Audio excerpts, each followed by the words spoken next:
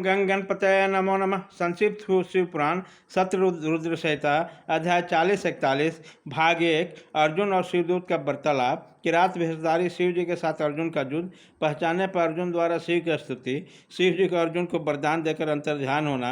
अर्जुन को आश्रम पर लौटकर भाइयों से मिलना। श्री कृष्ण को अर्जुन से मिलने के लिए वहां पधारना। नंदीश्वर जी कहते हैं, महाज्ञानी सनत कुमार जी, आप परमात्मा शिव को उस लीला का श्रवण करो जो भक्त वत्सलता से युक्त उनकी दृढ़ता से भरी हुई। तदंतर शिवजी ने उस बाण लाने के लिए तुरंत ही अपने अनुचर को भेजा। उधर अर्जुन भी उसी निमित्त यहाँ आए। इसी प्रकार दोनों एक ही समय में रुद्रानुचर तथा अर्जुन दोनों बाण उठाने के लिए वहाँ पहुँचे।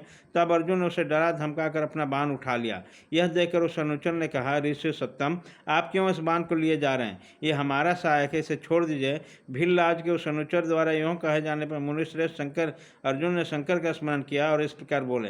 अर्जुन बोले, बनेचर, तू बड़ा मूर्ख है, तू बिना सोचे समझे क्या बक रहा है? इस बाण को तो मैंने अभी भी छोड़ा, फिर ये तेरा कैसे? इसके धार्य तथा पीछे मेरा ही नाम अंकित है, फिर ये तेरा कैसे हो गया? ठीक है, तेरा कुटिल स्वभाव छूटना कठिन है। नंदीश्वर जी कहते हैं, मुने, अर्जुन का कथन सुनकर भील रूपी गणेश्वर को हंसी आ गई। तब वो ऋषि रूप में वर्तमान अर्जुन को यूँ उत्तर देते बोला, रे तापस, सुन, जान पड़ता तू तपस्या नहीं कर रहा, केवल तेरा बेस ही तपस्वी है, क्योंकि सच्चा तपस्वी छल कपट नहीं करता। भला जो मनुष्य तपस्या में निरत हो वो कैसे मिथ्या भाषण करेगा, कैसे छल करेगा?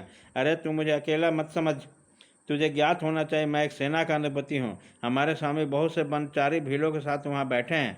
वह विग्रह तथा अनुग्रह करने में सर्वथा समर्थ हैं। यह बाण जिन्हें तूने अभी उठा लिया उन्हीं का है। यह बाण कभी तेरे पास नहीं टिक पाएगा।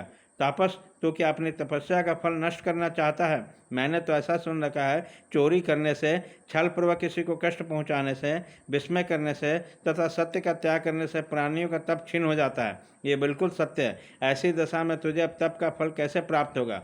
उस बाण को ले जाने से तू तप से च्युत तथा कृतज्ञ हो जाएगा, क्योंकि निश्चय ही यह मेरे स्वामी का बाण है और तेरी रक्षा के लिए उन्होंने इसे छोड़ा था। इस बाण से तो शत्रु को ही मार डाला, फिर बाण को भी सुरक्षित है।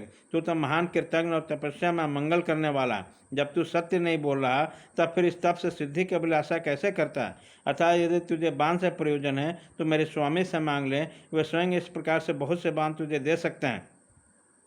मेरे स्वामी आज यहाँ वर्तमान है, तो उनसे क्यों नहीं याचना करता? तू जो उपकार का परित्याग करके अपकार कर रहा है तथा अभी भी कर रहा है, तेरे लिए उचित नहीं, तू चपलता छोड़ दे। इस पर कुपित होकर अर्जुन ने उससे कई बातें कहीं। दोनों में बड़ा विवाद हुआ। अंत में अर्जुन ने कहा, बंचारी भील, तू मेरी सारी बातें सुन ले। जिस समय तेरी स्वामी आएगा उस समय मैं उसे फल चखाऊंगा।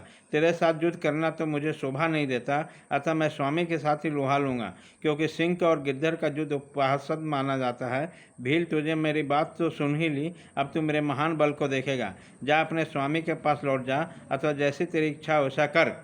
नंदीश्वर जी कहते हैं, मुने, अर्जुन के यूँ कहने पर भील जाल से अवतार सेनापति किरात विराजमान थे, वहाँ गया और भीलराज अर्जुन का सारा वचन विस्तार पूर्वक का सुनाया। उनकी बातें सुनकर क्रेतासुर को महान हर्ष हुआ। तब भील रूपधारी भगवान शंकर अपनी सेना के साथ वहाँ आ गए। उधर पांडुपुत्र भी किरात उस सेना को देखा। तब वो धनुष बाण लेकर सामने आकर डट गए। तदंतर किरात ने पुनः उस दूत को भेजा। उसके द्वारा भरतवंशी महात्मा अर्जुन से कहा। किरात ने कहा, तपस्वी, तनिक उस सेना की ओर दृष्टिपात करो। अरे अब तुम बांध छोड़कर जल्दी भाग जाओ, क्योंकि तुम इस समय एक सामान्य काम के लिए प्राण गंवाना चाहते हो। तुम्हारा भाई दुख से पीड़ित है, स्त्री तुमसे भी बढ़कर दुखी है। मेरा तो ऐसा विचार है कि ऐसा करने से पृथ्वी भी तुम्हारे हाथ से चली जाएगी। नंदीश्वर जी कहते हैं, मुने, जब अर्जुन की सब तरह से रक्षा करने के लिए किरात रूपधारी परमेश्वर शंभु ने उसके भक्ति की दृढ़ता के परीक्षा के निमित्त ऐसी बात कही, तब वो शिवदूत उसी समय अर्जुन के पास पहुंचा और उससे सारा वृत्तांत उससे विस्तार पूर्वक का सुनाया। उसकी बातें सुनकर अर्जुन ने उस समागत दूत से पुनः कहा, दूत, तुम जाकर अपने सेनापति से कहो, तुम्हारे कथनानुसार करने से सारी बातें विपरीत हो जाएगी। यदि मैं तुम्हें अपना बाण दे देता हूँ तो निश्चय ही मैं अपने कुल को दूषित करने वाला सिद्ध होऊंगा। तुमने भले ही मेरे भाई को दुखार्थ हो जाए, मेरी सारी विद्या निष्फल हो जाए, परंतु तुम आओ तो सही। मैंने ऐसा कभी नहीं सुना कि कहीं सिंह गिद्दड़ से डर जाए। इस प्रकार राजा क्षत्रिय कभी भी वनेचर से भयभीत नहीं हो सकता। नंदेश्वर जी कहते हैं, मुने, अर्जुन के उकाने पर दूत पुनः अपने स्वामी के पास लौट गया और अर्जुन की कही हुई सारी बातें उसके सामने विशेष रूप से निवेदन कर दी। उसी समय किरात वेशधारी सेनानायक महादेव जी अपनी सेना के साथ अर्जुन के सम्मुख आए। उन्हें आया देखकर अर्जुन ने शिव जी को ध्यान किया, फिर निकट जाकर उन्होंने अत्यंत भीष्म संग्राम छेड़ दिया। इस प्रकार गणों सहित महादेव जी के साथ अर्जुन का घोर युद्ध हुआ। अंत में अर्जुन ने शिव जी का चरणों कमलों का ध्यान किया। उसके ध्यान करने से अर्जुन का बल बढ़ गया। तब वो अर्जुन शंकर जी के दोनों पैर पकड़कर उन्हें घुमाने लगा। तब उस समय भक्त वत्सल महादेव जी भी हंस रहे थे। मुने भक्त पराधीन होने के कारण वो अर्जुन को अपनी दास्ता प्रदान करना करते थे, इसीलिए उन्होंने लीला रची थी। अन्यथा ऐसा होता सर्वथा संभव था। तत्पश्चात शंकर जी ने भक्त परास्तता का भक्त मुस्कुराकर वही अपना सौम्य और अद्भुत प्रशंसा प्रकट कर दिया। पुरुषोत्तम शिव जी का जो स्वरूप वेद शास्त्र पुराणों में वर्णित है, तथा व्यास जी ने अर्जुन को ध्यान करने के लिए जिसे सर्व सिद्धि दाता रूप का उपदेश दिया, शिव जी ने वही रूप दिखाया। तब ध्यान द्वारा प्राप्त होने वाले शिव जी को सुंदर रूप देकर अर्जुन को महान विस्मय हुआ।